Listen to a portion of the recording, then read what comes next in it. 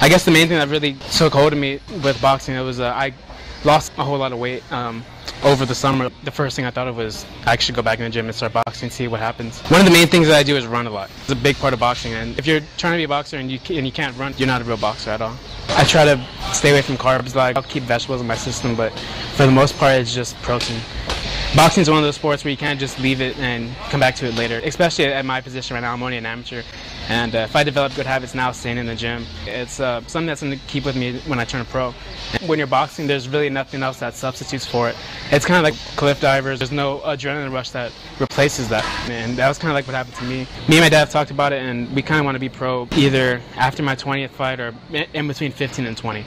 I've already done my Golden Gloves tournament, and there's other tournaments that I can get in, but at this point, it's more of just, you know, what I can do to further myself for my pro career, hopefully in a year or so.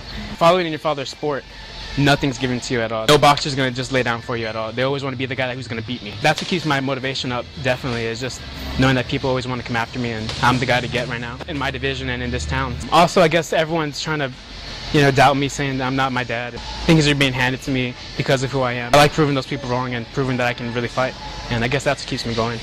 I know that my game speaks for itself. I don't have to talk outside of the ring at all. Whenever someone wants to meet me in the ring, we can do that. I started when I was 19 years old.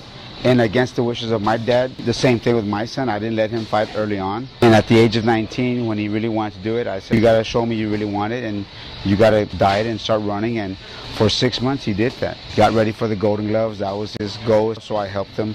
He won Outstanding Boxer in his division. I always tell him that I don't care if you win or lose. That does not matter to me. Give me your best every time, and you can't lose. If you don't win the game, or if you don't win the fight, or if you don't win the ping pong game, when you give your best, you feel good about yourself. You may not win, but you're going to feel good about yourself. You can look at yourself in the mirror.